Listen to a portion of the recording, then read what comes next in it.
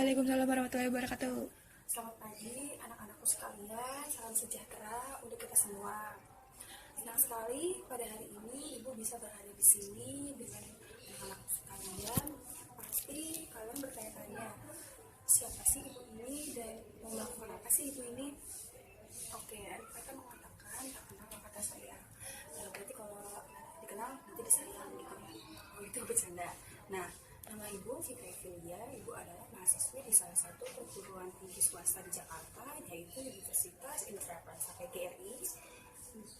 Ibu mengambil program studi bimbingan dan konseling, atau yang biasa kita sebut dengan BK. Pasti kalian gak asing lagi dong sama BK ya kan? Ya, lalu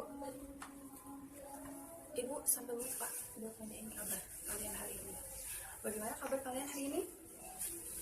Alhamdulillah, semoga Allah selalu memberikan kesehatan kepada kita semua, amin.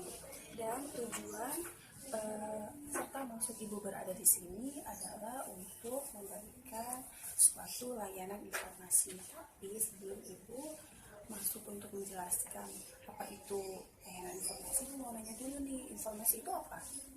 Pesan penting. Ya, bisa juga, atau informasi adalah sesuatu hal yang barangkali belum diketahui. Lalu untuk apa sih perlu diketahui atau tidak? Tentunya perlu ya. Jadi informasi yang Ibu berikan terkait dengan suatu hal yang belum diketahui. Mungkin ada dari kalian yang sudah mengetahui informasi tersebut ataupun juga belum mengetahuinya. Nah, gunanya untuk apa sih Bu? Gunanya adalah supaya jika diketahui informasi yang Ibu berikan, kalian akan terhindar dari kondisi-kondisi negatif. Kenapa bisa negatif ya Bu? Karena ketidaktahuan kalian terkait dengan materi yang Ibu berikan. Oke, pada hari ini juga Ibu akan memberikan informasi mengenai cara berkomunikasi yang baik dengan orang lain. Cara berkomunikasi yang baik dengan orang lain itu seperti apa sih Bu? Contohnya? Nah, contohnya adalah dari cara berkomunikasi yang baik dengan orang lain itu adalah pada saat kita melakukan komunikasi, kita harus memperhatikan sikap kita harus memperhatikan intonasi atau suara kita juga perlu memperhatikan pesan atau informasi yang disampaikan kepada si penerima pesan tersebut. Contohnya seperti ini. Apabila kalian melakukan komunikasi dengan teman kalian, jadi informasi yang kalian sampaikan atau pesannya itu harus jelas. Gimana caranya pesan tersebut bisa diterima oleh si komunikan atau teman kalian, si penerima pesan tersebut, sehingga komunikasi tersebut berjalan dengan efektif dan nanti si penerima pesannya juga bisa memberikan feedbacknya dari apa yang sudah kalian sampaikan kepada teman kalian, seperti itu.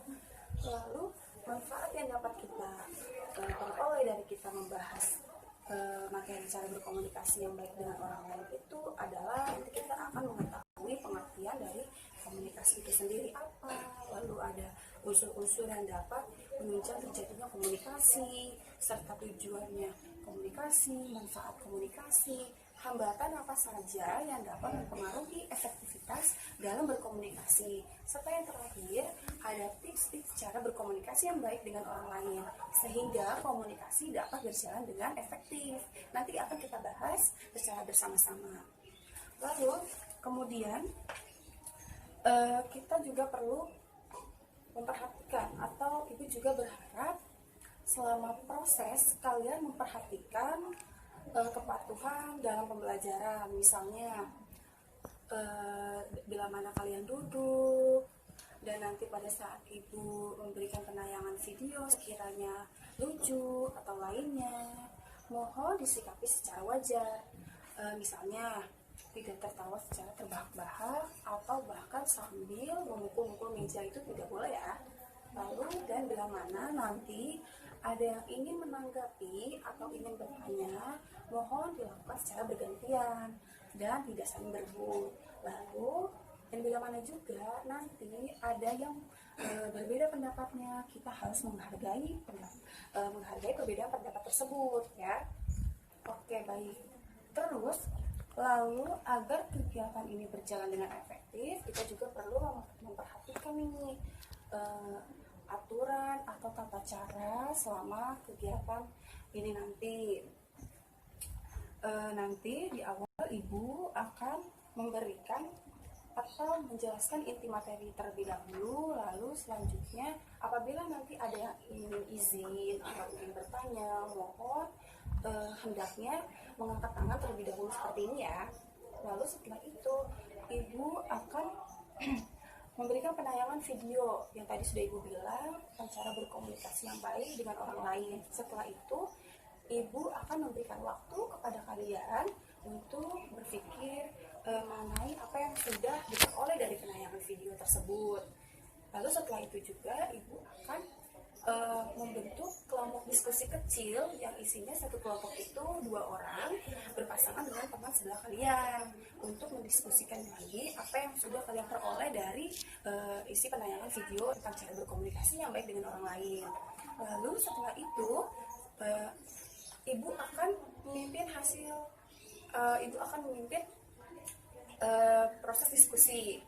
Jadi ibu nanti akan memberitahukan kalian kapan diskusi akan dilaksanakan. Lalu setelah itu pada kelompok pertama ibu akan mempersilahkan untuk memaparkan apa yang sudah kalian diskusi kepada teman-teman kalian semua. Lalu selanjutnya diikuti oleh kelompok 2, 3, 4 dan seterusnya sampai kelompok terakhir berakhir. Setelah diskusi kelompok itu berakhir, ibu akan lebih menjelaskan mengenai cara berkomunikasi yang baik dengan orang lain secara lebih rinci melalui PowerPoint yang ibu sudah buat. Nanti kita akan lihat bersama-sama dan akan kita bahas juga bersama-sama. Lalu setelah itu juga ibu akan memberikan kesimpulan tentang cara berkomunikasi yang baik dengan orang lain. Serta yang terakhir ibu akan memberikan kesempatan kepada kalian semua untuk bertanya apabila ada masih yang kurang paham tentang apa yang sudah ibu jelaskan, apa yang sudah ibu paparkan mengenai tentang materi tentang cara berkomunikasi yang baik dengan orang lain tersebut. Sebelumnya ibu mau tanya dulu nih, kalian siap untuk masuk ke dalam proses pembelajaran? Alhamdulillah kalau misalkan kita semua siap untuk memasuki proses pembelajaran. Baik, kita bisa mulai saja masuk ke dalam kegiatan layanan informasinya sekarang. Namun sebelum kita masuk ke dalam proses pembahasan, alangkah baiknya kita berdoa terlebih dahulu agar diberi kemudahan dan kelancaran. Semoga apa yang kita pelajari dapat termemori dengan baik sehingga bisa kita terapkan dan memberikan manfaat yang besar untuk kita semua dalam kehidupan sehari-hari. Amin. Berdoa dimulai.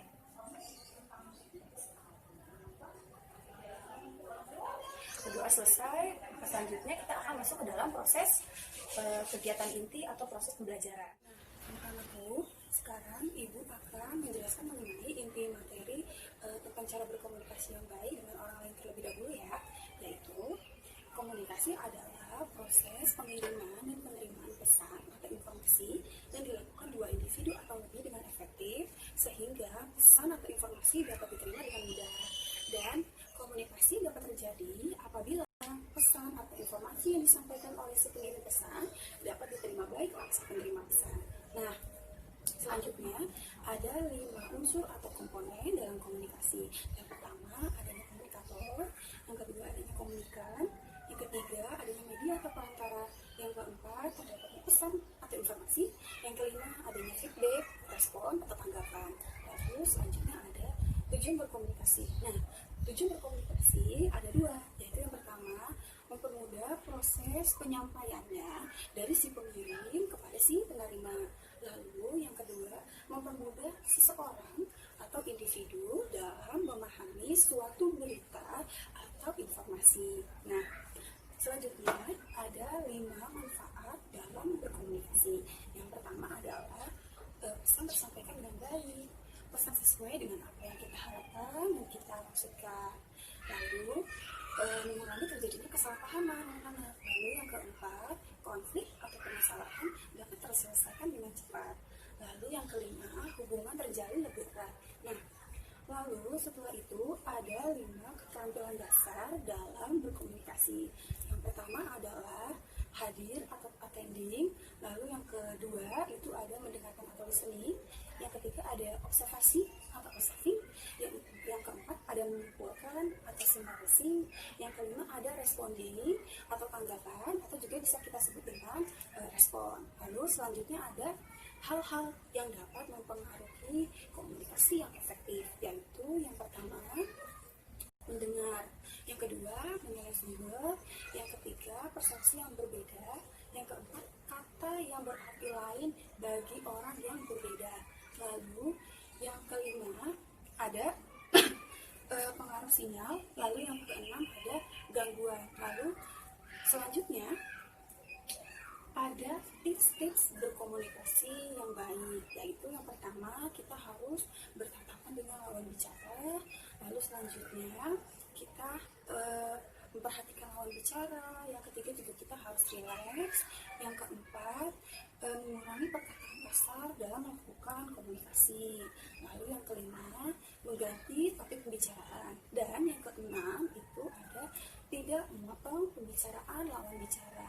Nah, anak-anak, setelah ibu menyampaikan mengenai inti materi tentang cara berkomunikasi yang baik, sesuai dengan tadi yang telah ibu juga katakan, ibu akan memberikan penayangan video tentang tips-tips cara berkomunikasi yang baik dan benar kepada kalian semua. Mohon kalian perhatikan penayangan video tersebut, karena nanti setelah video selesai, kalian akan ibu beri tugas mengenai tentang apa yang kalian sudah peroleh dari hasil penayangan video tersebut. Lalu kalian apa yang kalian peroleh dari yang telah ibu jelaskan mengenai inti materinya juga. Nah, nanti ibu akan memberikan waktu kepada kalian selama 5 menit untuk berpikir mengenai hal tersebut. Nah, setelah kalian berpikir mengenai hal tersebut, kalian akan berpasangan dengan teman sebelah kalian untuk maju ke depan memaparkan hasil diskusi kalian masing-masing, diikuti oleh kelompok pertama sampai dengan kelompok terakhir selesai, ya. Bisa dipahami? Oke, baik kalau begitu. Langsung saja ibu akan menayangkan video tips-tips cara berkomunikasi yang baik dengan orang lain. Mohon disimak ya. Anakku, karena sudah 5 menit, berarti kalian sekarang mulai melakukan kegiatan berdiskusinya ya. Nah, kegiatan berdiskusi ini dimulai dari kelompok yang sebelah kanan, lalu nanti diikuti oleh kelompok yang selanjutnya sampai berakhir ya anak-anak. Oke, silakan dimulai saja oleh kelompok pertama untuk memaparkan hasil diskusi mengenai materi yang telah ibu sampaikan dan mengenai dari penayangan video tentang tips-tips cara berkomunikasi yang baik dan benar. Silakan, Nak. Anak-anakku, karena berhubung tadi kelompok terakhir telah memaparkan hasil diskusinya mereka, dan ibu mengucapkan terima kasih kepada kelompok-kelompok lainnya karena telah memaparkan hasil diskusi kalian kepada teman-teman semua. Nah, dari apa yang ibu perhatikan, banyak dari kalian mengenai hasil diskusinya ini isinya tentang tips-tips cara berkomunikasi yang baik dan benar yang ada pada penayangan video yang tadi ibu tayangkan. Nah, tips-tips cara berkomunikasi yang baik dan benar itu tadi ada apa aja anak-anak? Berbicara dengan efektif, tidak memotong pembicaraan lawan bicara, gunakan bahasa yang mudah dipahami oleh si komunikan. Lalu yang keempat, berikan perhatian penuh kepada lawan bicara kita.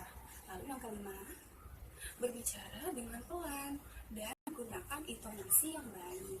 Nah, anak-anak, karena kegiatan diskusinya sudah selesai, maka ibu akan menjelaskan lebih rinci lagi mengenai materi tentang cara berkomunikasi yang baik melalui PowerPoint yang telah ibu buat.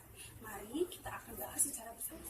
Yang pertama adalah pengertian dari komunikasi itu sendiri, yaitu komunikasi adalah proses pengiriman dan penerimaan pesan atau informasi yang dilakukan dua individu atau lebih dengan efektif sehingga pesan atau informasi dapat diterima dan mudah untuk dipahami.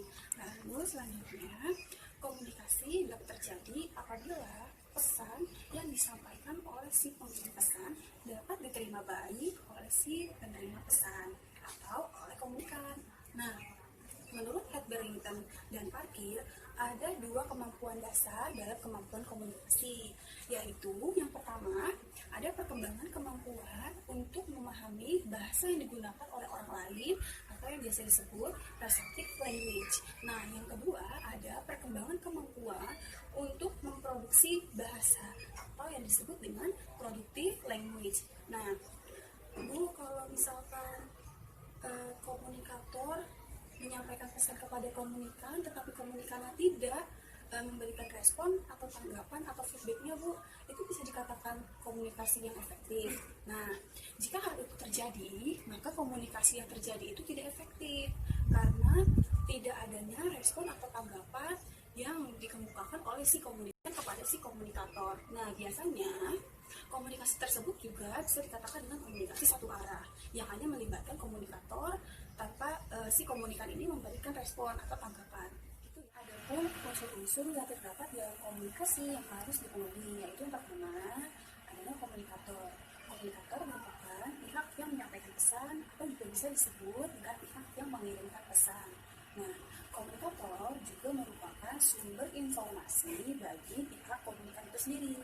Nah, komunikator berperan penting dalam menyampaikan isi pesan dengan sedetail mungkin karena pesan yang disampaikan oleh pihak komunikator dapat mempengaruhi dari proses keberhasilan komunikasi itu sendiri. Jadi, seorang komunikator perlu mempunyai kemampuan dalam menyusun isi pesan yang akan disampaikan kepada si komunikan. Lalu yang kedua ada komunikan. Komunikan merupakan pihak yang menerima pesan dan seorang komunikan bertanggung jawab harus dapat memahami apa yang disampaikan oleh si komunikator kepadanya. Jadi, seorang komunikan yang baik harus memperhatikan apa yang disampaikan oleh komunikator dengan baik. Lalu yang ketiga ada media atau perantara. Pemilihan media atau sarana komunikasi yang akan digunakan untuk menyampaikan pesan atau informasi bergantung pada jenis, sifat, atau bentuk pesan yang akan disampaikan. Contohnya, pesan dalam bentuk tulisan dapat disampaikan melalui media, buku, majalah, ataupun koran. Yang kedua, pesan dalam bentuk gambar, suara, atau gambar dan suara dapat disampaikan melalui media misalkan poster atau rekaman video atau siaran radio, atau juga dapat disampaikan melalui media televisi yang dapat menunjang penampilan gambar dan suara dari pesan yang disampaikan. Lalu selanjutnya ada pesan atau informasi. Pesan atau informasi di sini dapat berupa gagasan, ide, atau berita yang akan disampaikan oleh pihak komunikator kepada si pihak komunikan. Lalu yang terakhir ada feedback. Feedback merupakan respon yang diberikan oleh komunikan untuk menanggapi pesan yang telah diterima oleh si komunikator gitu, atau juga bisa disebut dengan jawaban dari apa yang telah disampaikan. Nah, selanjutnya ada tujuan dari berkomunikasi. Jadi tujuan berkomunikasi ini ada dua, yaitu yang pertama mempermudah proses penyampaiannya dari si pengirim kepada si penerima. Komunikator berperan penting dalam menyampaikan isi pesan atau informasi dengan sedetail mungkin. Kenapa? Karena dengan penyampaian pesan atau informasi dengan sedetail mungkin dan jelas dapat memudahkan si pihak komunikan untuk memahami maksud dari kalimat atau ucapan yang disampaikan oleh kita. Lalu yang kedua, ini ada untuk mempermudah seseorang dalam memahami suatu berita.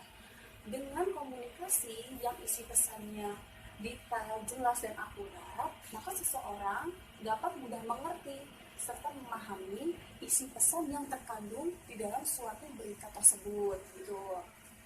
Nah, setelah Ibu tadi menjelaskan tujuan dari berkomunikasi, kita juga dapat mengambil manfaat dari komunikasi itu sendiri. Nah, anak-anak, ini manfaat dari komunikasi.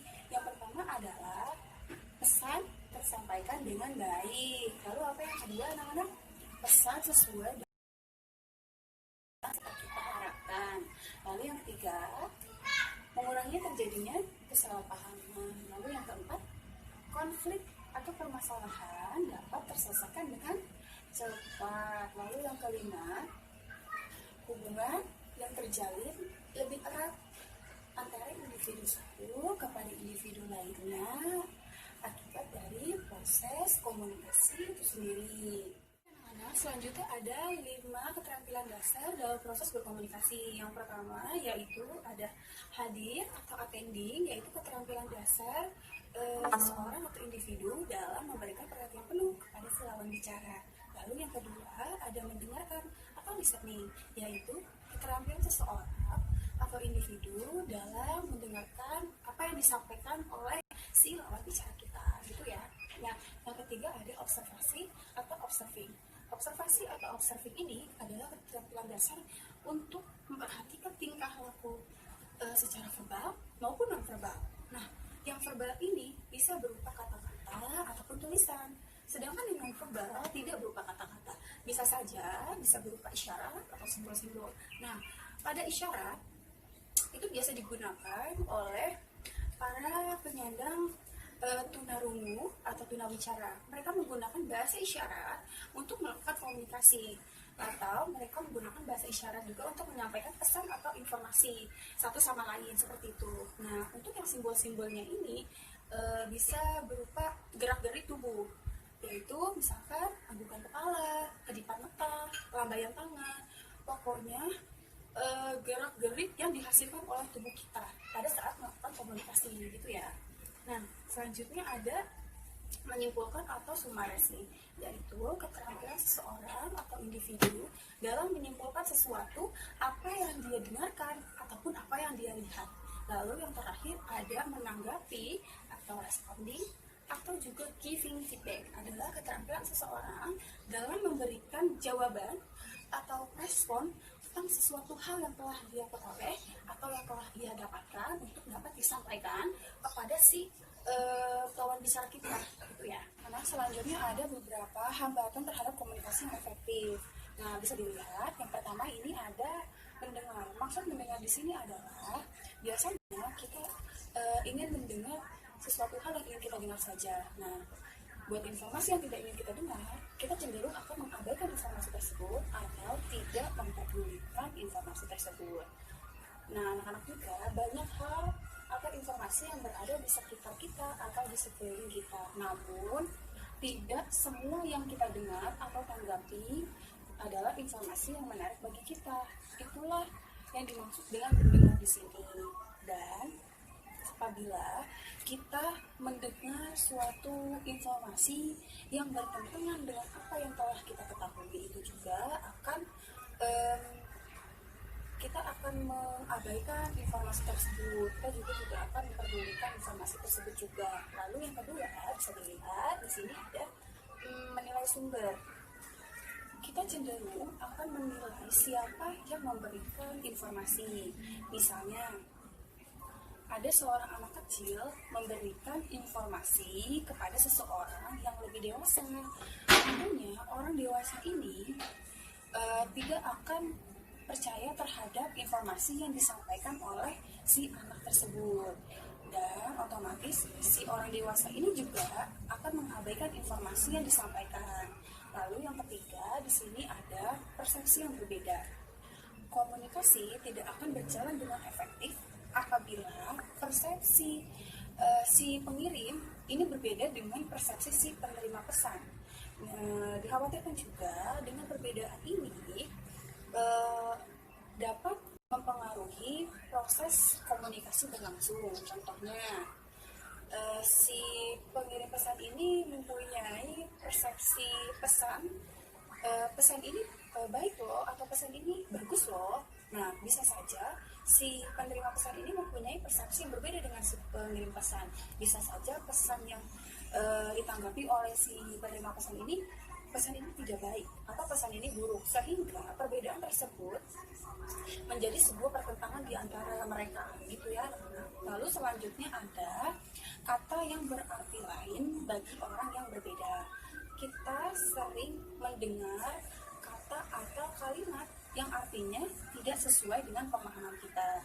Nih, contohnya anak-anak, seseorang menyebut atau mengatakan kata atau kalimat sebentar lagi, yang mungkin saja artinya bisa berbeda bagi orang yang menanggapi kata tersebut. Bisa saja bagi orang yang menanggapi kata tersebut, kata sebentar laginya ini dapat dimaknai atau dapat diartikan dengan semenit, 5 menit, sejam, atau bahkan lebih. Jadi membuat si penerima pesannya ini juga, atau bagi si orang yang menanggapi kalimat tersebut menjadi bingung atau rancu terhadap kalimat tersebut gitu ya. Lalu yang selanjutnya ada sinyal nonverbal yang tidak konsisten. Gerak-gerik tubuh kita pada saat berkomunikasi tidak melihat kepada si lawan bicara kita, tetapi kita tetap pada aktivitas kita, atau kita tetap pada kesibukan kita sendiri. Nah, itu juga akan mempengaruhi proses komunikasi itu berlangsung gitu ya. Lalu yang selanjutnya ada pengaruh emosi. Tentunya kita perlu memperhatikan kondisi si penerima pesan atau si lawan bicara kita. Tidak bisa kita pada saat menyampaikan informasi, kondisi si penerima pesan ini, kita nih kondisi emosinya sedang marah atau sedih. Tentunya si penerima pesan ini akan tidak bisa menerima atau menanggapi pesan yang kita disampaikan, sehingga si penerima pesan ini juga akan kesulitan mengenai pesan tersebut gitu. Lalu selanjutnya ada gangguan.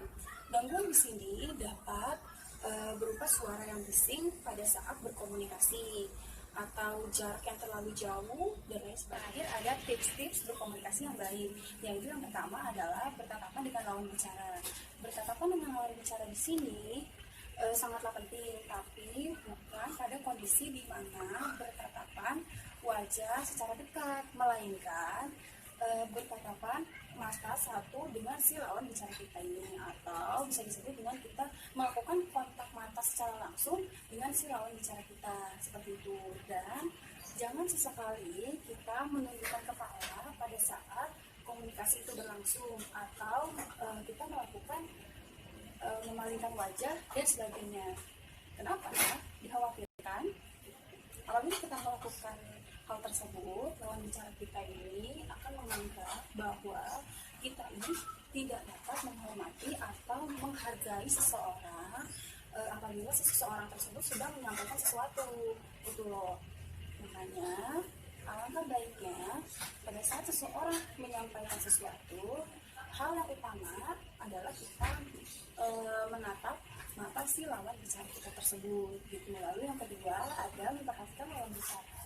Memperhatikan apa yang diucapkan oleh si lawan bicara kita ini juga termasuk yang sangat penting, dan juga menambah nilai plus bagi diri kita, dimana mungkin saja si lawan bicara kita ini akan menganggap bahwa apa yang disampaikannya dapat dihargai dan diterima secara baik tentang apa yang disampaikannya, sehingga si lawan bicara kita ini akan senang dan nyaman pada saat komunikasi tersebut gitu ya. Lalu yang ketiga ada relax. Relax membuat cara berkomunikasi kita sedikit lebih rapih dan beraturan. Dengan perlahan kita mengucapkan kata atau kalimat itu akan membuat si lawan bicara kita itu mengerti dan memahami maksud dari ucapan kita tersebut gitu. Dan yang perlu diperhatikan juga pada saat kita menyampaikan sebuah informasi atau pesan, kata-kata atau kalimat itu tidak diucapkan secara terburu-buru atau tujuh, karena dikhawatirkan juga si lawan bicara kita ini tidak mengerti secara baik atau tidak dapat memahami dengan jelas mengenai apa yang sudah kita sampaikan. Lalu yang selanjutnya itu ada mengurangi perkataan kasar dengan lawan bicara. Mau kita melakukan komunikasi dengan siapapun itu, mau kita melakukan komunikasi dengan teman dekat atau orang tua, kakak, adik, sahabat, teman, atau bahkan orang yang tidak kita kenal sekalipun, dianjurkan tidak menggunakan perkataan atau kalimat-kalimat yang kasar. Kenapa? Karena itu juga dikhawatirkan dapat membuat si lawan bicara kita tersebut tersinggung mengenai kata atau kalimat yang kita utarakan atau yang kita ucapkan. Pernah dengar nggak perkataan ini? Kepala sama hitam, tapi hati siapa yang tahu? Itu juga dapat menggambarkan dari mengurangi perkataan kasar dengan lawan bicara tersebut. Di sini, ini bisa saja pada saat kita melakukan komunikasi dengan teman yang sangat dekat dengan kita kita akan beranggapan dia kan teman dekat saya, tidak mungkin dia merasa tersinggung dengan apa yang saya ucapkan. Itu salah sekali, karena bisa saja teman dekat kita pun dapat tersinggung apabila kata-kata tersebut menyakiti hatinya. Selanjutnya yang kelima, ada mengganti topik pembicaraan. Pasti bosan kan dengan pembahasan yang itu-itu saja pada saat sedang berkomunikasi, sehingga tidak menarik dan akhirnya selesai komunikasi pada posisi di mana kita masih ingin berkomunikasi dengan lawan bicara kita. Nah, apabila hal tersebut terjadi, sebaiknya kita segera mengganti topik pembahasan agar alur dari komunikasi itu menjadi lebih berwarna dan kita juga mempunyai lebih banyak waktu untuk berbicara kepada si lawan bicara kita. Nah, lalu yang keenam, yang terakhir ini ada mengganti topik pembicaraan. Salah satu yang tidak sopan dari proses komunikasi itu adalah kita memotong pembicaraan lawan bicara. Dikhawatirkan apabila kita memotong pembicaraan lawan bicara akan menimbulkan rasa kesal atau marah kepada si lawan bicara tersebut. Terpenting lagi apabila si lawan bicara kita ini sedang mengungkapkan bagian yang terpenting dari isi pesan tersebut, gitu ya. Nah, saran ibu juga sebaiknya kita memperhatikan dulu sampai si lawan bicara kita ini selesai mengungkapkan pesan yang disampaikan. Baru setelah si lawan bicara kita ini selesai, kita baru boleh memberikan respon atau tanggapan kepada si lawan bicara kita itu. Anakku, setelah ibu tadi sudah menjelaskan mengenai materi tentang cara berkomunikasi yang baik, sekarang ibu akan memberikan kesimpulan dari materi tersebut, yaitu yang pertama, komunikasi sebagai proses pengiriman dan penerimaan pesan atau informasi yang dilakukan dua individu atau lebih dengan efektif sehingga pesan atau informasi tersebut dapat diterima dan mudah dipahami. Lalu, komunikasi dapat terjadi apabila pesan yang dikirimkan oleh si pengirim pesan dapat diterima baik oleh si penerima pesan. Lalu selanjutnya ada 5 unsur atau komponen dalam berkomunikasi. Yang pertama tadi ada apa aja anak-anak? Oke, yang pertama terdapatnya komunikator atau pengirim pesan. Lalu yang kedua terdapat si penerima pesan atau si komunikannya. Lalu yang ketiga terdapat media atau perantara. Yang keempat pesan atau informasi. Nah, yang kelima ini ada tanggapan atau respon atau feedback. Nah, selanjutnya ada tujuan dari berkomunikasi. Nah, tadi tujuan berkomunikasi ada 2 ya anak-anak. Yang pertama adalah mempermudah proses penyampaiannya dari pengirim pesan kepada si penerima pesan. Nah, komunikator berperan penting dalam menyampaikan pesan dengan sedetail mungkin sehingga penerima pesan dapat memahami apa yang disampaikan oleh si komunikator tersebut. Lalu yang kedua tadi ada apa anak-anak? Mempermudah seseorang dalam memahami suatu berita atau informasi. Lalu selanjutnya ada 5 manfaat dari berkomunikasi, yaitu yang pertama, pesan tersampaikan dengan baik. Lalu yang kedua tadi apa? Pesan sesuai dengan apa yang kita maksudkan dan kita harapkan. Lalu yang ketiga tadi apa? Mengurangi terjadi kesalahpahaman. Lalu yang keempat tadi apa?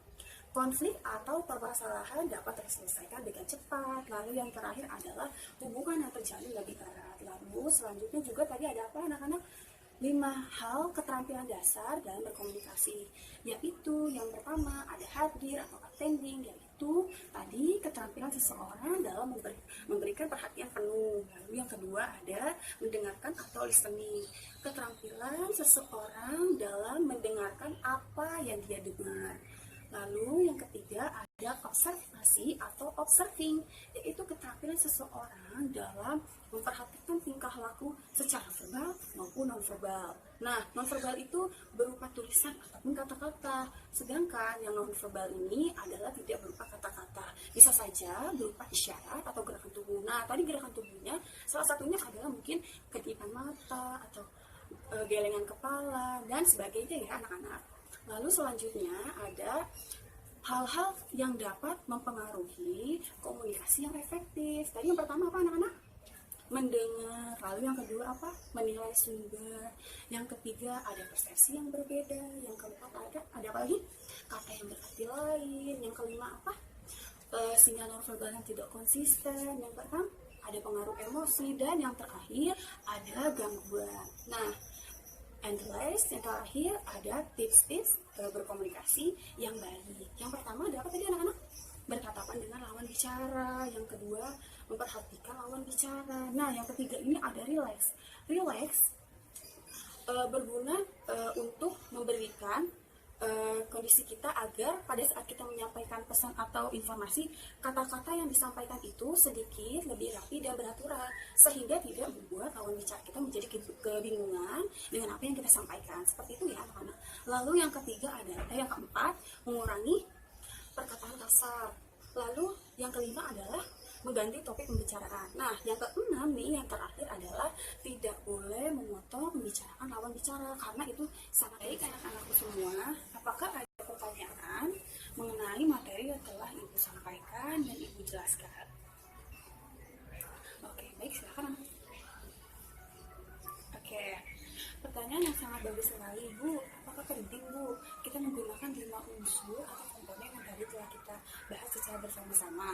Sangat penting dalam kita menggunakan kelima unsur tersebut agar komunikasi berjalan dengan efektif serta berjalan dengan sesuai apa yang kita maksudkan dan kita harapkan. Seperti itu anakku.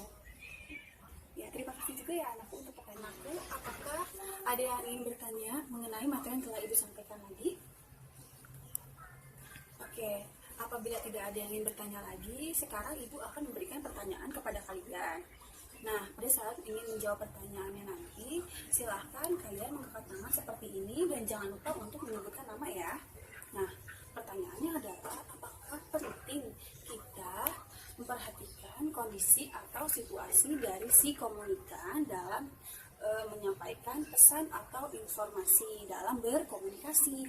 Ayo, siapa yang mau menjawab? Jangan lupa untuk mengangkat tangan dan menyebutkan nama terlebih dahulu ya. Oke, silahkan anakku. Oke, jawaban yang sangat bagus yang dikemukakan oleh Rifki. Terima kasih ya Rifki. Nah, sangat penting karena tadi sesuai dengan yang telah kita bahas, ada pada hal-hal yang dapat mempengaruhi komunikasi yang efektif. Yang keenam itu ada pengaruh emosi. Nah, dalam kita menyampaikan pesan atau informasi, kita perlu nih memperhatikan kondisi si komunikan. Apakah si kondisi komunikannya itu sedang marah atau sedih. Dikhawatirkan jika kita menyampaikan pesan atau informasinya pada saat komunikan sedang emosi, nah si komunikan ini tidak dapat mendengarkan ataupun memberikan perhatian penuh kepada kita pada saat kita melakukan komunikasi. Nah, sehingga komunikasi itu berjalan tidak efektif dan tidak sesuai dengan apa yang kita maksudkan dan kita harapkan. Dari materi ini, hal-hal atau pemahaman dari apakah yang dapat kalian peroleh dari materi yang telah kita bahas secara bersama-sama tadi. Lalu bagaimana perasaan kalian setelah mengetahui tentang cara berkomunikasi yang baik dengan orang lain? Siapa yang ingin menjawab? Kita silahkan. Baik, terima kasih atas jawabannya anakku. Ya, pemahaman yang dapat kalian peroleh setelah mempelajari materi cara berkomunikasi yang baik dengan orang lain ini adalah yang pertama, kalian dari tahu nih komunikasi itu apa, lalu tujuannya apa, manfaatnya apa, lalu 5 unsur atau komponen dalam berkomunikasi, lalu ada hal-hal yang dapat menghambat komunikasi yang efektif, lalu ada tips-tips untuk cara berkomunikasi yang baik dengan orang lain. Dan alhamdulillah jika kalian serta menikmati materi yang telah Ibu sampaikan, semoga dengan kita mempelajari materi tentang cara berkomunikasi yang baik lebih memotivasi kalian untuk menerapkan hal tersebut dalam kehidupan sehari-hari serta dapat meningkatkan keterampilan berkomunikasi kalian menjadi lebih baik lagi, amin. Dan Ibu sangat senang sekali kepada kalian semua karena kalian telah mengikuti pembelajaran dengan baik. Dan tadi pada kegiatan berdiskusi, kalian juga sudah sangat aktif, semangat, serta apa yang kalian kemukakan tentang hasil diskusinya juga sudah sangat bagus. Nah, anak-anak, karena berhubung waktu sudah menunjukkan pukul 10 yang menandakan kegiatan pembelajaran kita akan segera berakhir, Ibu apresiasi sekali untuk kalian semua karena telah berusaha menjawab pertanyaan dengan baik serta kalian telah mengikuti seluruh kegiatan pembelajaran dengan